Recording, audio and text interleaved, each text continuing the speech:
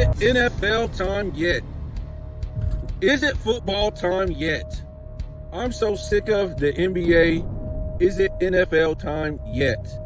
Oh my goodness. And folks, this is why NFL is always going to be king over the NBA, and it's not even close. It's not even close. And if you sit back and you say, man, why is the NFL so quiet? You don't hear a peep about the NFL during the offseason. It's crazy. I didn't even know Aaron Rodgers. Is this true? He went to the Steelers? Somebody confirm that. I mean, this is what? I'm just saying, folks. The NFL can be on a hush. The NFL cannot make a peep and still come out on top of the NBA when the season starts. Like, I'm being serious. You really haven't heard nothing about the NFL since the Super Bowl. You really haven't heard nothing, right? They just stay quiet, go about their business, and then when the season starts, it's on again. You don't hear about a loser not being able to make it to where he was supposed to make it, to GOAT status, and he's still claiming and explaining why, what, where, and how by dissing past players, past eras, making up excuses why he didn't capitalize in the Super Bowl, why, he had to go around getting all, the top players of the in the NFL and then still losing. It's just crazy, folks. It's just crazy when you think about how far apart the NBA and the NFL is. Wow. You had Tom Brady calling this Super Bowl, this past Super Bowl. Look who we got calling the NBA Finals. We have a rainbow crew calling these NBA Finals in this era, folks. Young people, I really don't know what to say to you. This could never, ever happen in my era. Now, there might have been a lot of undercover Rainbow Warriors when I was young. I'm not going to say it wasn't, because when I look back at it, maybe it was. But they weren't throwing it all in our faces, and they knew better. They knew better to do that. It wasn't going to happen. It would get shunned real fast. So I'm just saying, man, when we talk about the NBA and the shenanigans they have to operate under just to sell their league, is something real sad. And when you look at Adam Silver, a big Rainbow Warrior. Wow, this guy, I don't know what else he has to do besides, tell you he's a Rainbow Warrior. So now you have a Rainbow Warrior that runs the NBA. You have play-by-play people. We'll say color analysts, because I don't know about Mike Breen. I can't really put my finger on that. But you do have Richard Jefferson and Doris Burke, who are Rainbow Warriors. How did it come to this? How did it come to this? And how did it come to this right here? Like I said, the NFL is so silent, in the offseason, unless, it's like some big move or whatever like that. But for the most part, they stay silent, man. The NBA, the NBA continues to be loud, even in the offseason, for a 4-6 loser. That's what's so crazy, man. We're not talking about, some guy that was 6-1 in the finals, 6-2, 5-2, 4-0, something like that. A guy who did it right, a guy who is respected by the fans. It's not that. We're not looking at that, folks. But the whole offseason is dedicated to a guy that kept failing. A guy who failed his entire career. A guy who literally, is this like, if this don't tell you something, I don't know what to say. If this ain't a life lesson, I don't know what to say. So you cheat to get ahead, but then again, you fail when you cheated. And it's on display for everybody to see, even the kids. Even the kids, right? Michael Jordan say, "Oh, I can't get past the bad boy Pistons, man. This is crazy, man. This is just crazy right here, man. They just too strong, man. I got to go play with Charles, because Charles Barkley wasn't going nowhere. Patrick Ewing wasn't going nowhere. Nobody was going nowhere in that East with the Celtics and the Pistons. So they could have teamed up, man. They literally could have teamed up, because if you saw how things were going, they weren't building super teams per se in the East or the West.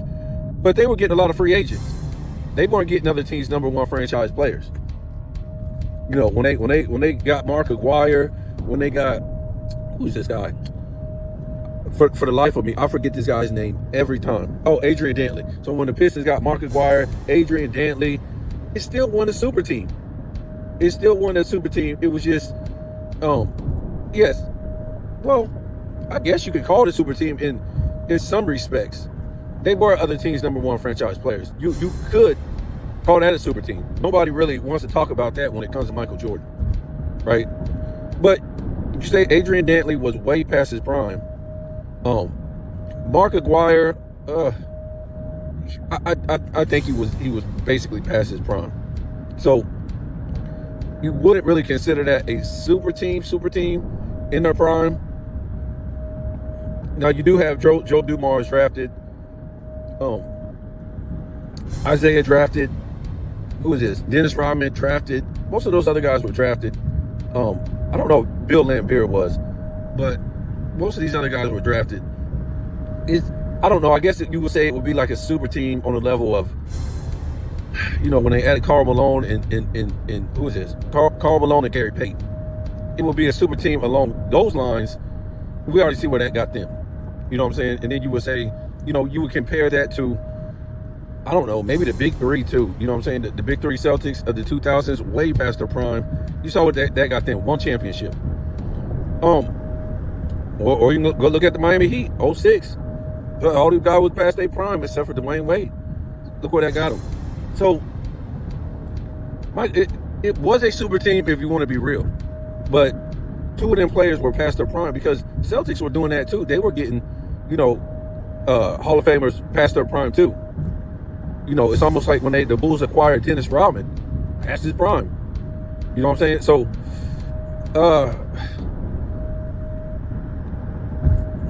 I don't know, man. I'm not going to stay stuck on that. That's a whole different subject. We done hit on that a million times. The fact is, you can say what you want to say about the whole super team building or what you constitute for a super team. But for me, what I constitute for a super team, you playing with other teams' number one franchise players in their prime or out of their prime.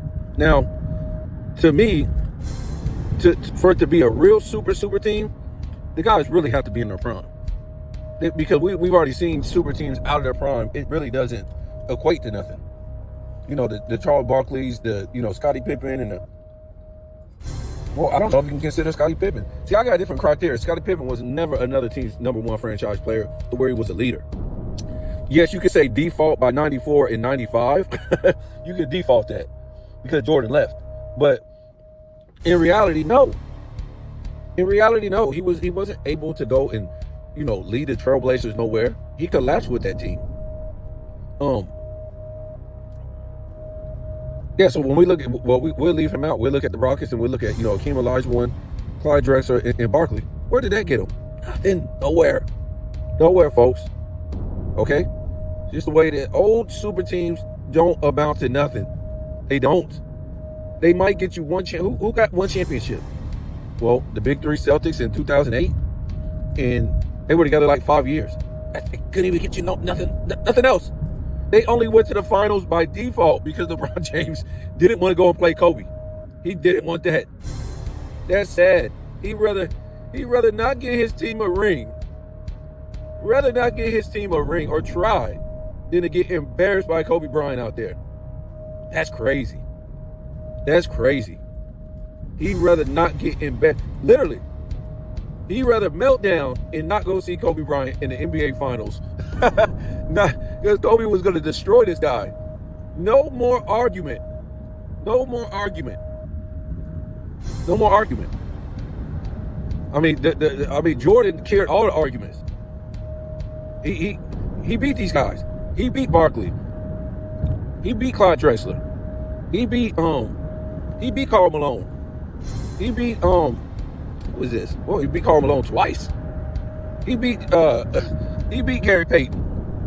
I mean, you guys don't even realize how great he beat Magic Johnson, Clyde Drexler, Charles Barkley, Gary Payton, and Sean Kemp, along with Tom Chambers was on that damn team, which he should be in the Hall of Fame. And then he beat Karl Malone back to back with John Stockton. I mean, a lot of people, the these LeBron fans don't understand how great these players were. And after he beat them, he pretty much sent them on their way, to end their careers, really. Right? We know Magic Johnson, that was the end of his career. We all know that wasn't because of, his health reasons or whatever like that. That's basically why it was. But even if we look at the Pistons, ended Isaiah Thomas's career after he beat him the last time. I mean, wow. I think about some new stuff every day. When you think about Clyde Drexler, well, I mean, he did win a championship. Well, Michael Jordan did play 18 games. We'll give him that asterisk. But he had to go team up with Hakeem Olajuwon. He couldn't do it by himself. He was, that was it for him in the West over there. He couldn't do nothing else after that. He was unable to make it happen. It basically ended Charles Barkley's career as far as, these guys weren't, to me, they weren't the same players after that NBA Finals.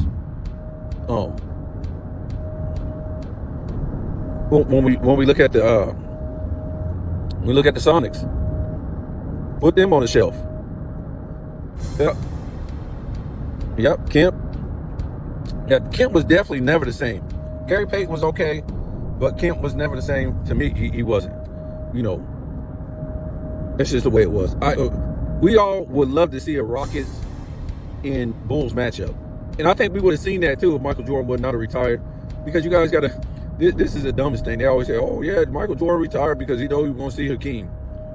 At that point, folks, Michael Jordan would have scored 50 a game not to lose to Hakeem. It's the way it is. The way it is. They were good. Well, I wouldn't say they were bad defenders, but I don't think they were as good as the Bulls defense in '93. The Rockets in '94. They was okay, but remember the defense was always coming out the East. The lockdown defense always come out the East. The running guns, shoot more threes, came out the West. So that's what you got to remember too. The Bulls were always able to, win in the finals against teams that shot a lot of threes. Because the East didn't shoot a lot of threes. It was the West who shot more threes. Yeah, of course they ain't gonna have no answer for Hakeem Olajuwon. Are you crazy? That's Hakeem Olajuwon in his prime. But in '93, going into '94, Michael Jordan, it would have been crazy, man, just to see Michael Jordan win another MVP and be in the finals again. Nobody was going to stop Michael Jordan. Who's going to stop him? The Knicks? Not the Knicks. Yeah, we know the Knicks went to the finals in '94. The Bulls don't lose to the Knicks. They don't lose to the Knicks. They just don't. But I think the Knicks just needed another shooter. I don't know why they never got another. Well, the Bulls didn't have a lot of shooters neither. I mean, the Bulls, whatever. I ain't gonna get into that. They just didn't have Michael Jordan. And Scottie Pippen was good too. He was a rare dude that could be a point forward in the league and handle the ball and stuff like that. But Pippen, he wasn't a good shooter per se. He knew how to get his shots when needed or whatever like that, but he wasn't a great shooter. Yeah, but Michael Jordan would have averaged 50. Book, you think I'm playing? He probably, well, I wouldn't say 50, maybe about 45. To me, I think that's all he would needed to beat the Rockets. But maybe not. You guys got to remember that series went to Game 7 against the Knicks. That finals in '94 went to a Game 7, and it went to a Game 7 with Ewing playing like shit all series. All series playing like dog shit. And, I guess you can ask the question, like, how many points would Hakeem Olajuwon really score if he had to play somebody like Will Perdue? I don't know, man. He might put up like 40 points per game. So, we don't know right there. But you got to remember, they would have kept Horace Grant. They would have kept BJ Arnold. They would have kept all these players from the '93 team, Craig Hodges and all these great role players. They would have kept them. Okay, John Hanson was on there. It was that team was incredible, man. And they were going for a 4-peat. And yeah, Michael Jordan, I think he would have scored about. I don't know if he would need 45. I don't know if he would have needed that. I don't know, man. I just don't. With New York being able to take them to a Game 7, But then again, he might, because Hakeem Olajuwon, as that dude showed up and showed out in those finals. It was incredible. But, you know, the rest of the Knicks team was still good because they were able to take them to a game 7. If I'm not mistaken, I could have sworn that was a game 7. But, I mean, just think about it. Hakeem beat Ewing and then had to turn around and beat the best team in the league. Best team in the league. And this is one of the greatest runs of all time, because you got to think about all the centers. You know, I think he beat David Robinson. I can't remember all the teams that they beat. But yeah, he's one of the greatest runs of all time. Those back-to-back seasons, and the centers he beat and the competition he beat is just incredible. I mean, I just don't see how you put LeBron James above this guy. And let's do a video about that in a minute. And, you know, you can't really, you know, do his entire career, but you got to remember, he didn't have this type of help. He didn't jump team to team to team to team. So I'm going to go ahead and get off of here. That's what we'll do later on. We'll do a Hakeem Olajuwon video. I know some people have did some, but, you know, I like to put some different perspective into it. But, yeah, the NFL, man, it's just, this is why the NFL is king, because it just stays silent the whole offseason. And we're going to see the offseason for the NBA, it's going to be about LeBron James, a guy who failed. You know, his family coming into the NBA who aren't even NBA basketball players. Maybe they'll turn on the magnet rims for Bronny and Bryce and, you know, all these things, folks. Maybe, I'm not sure, man. So you guys tell me what you think.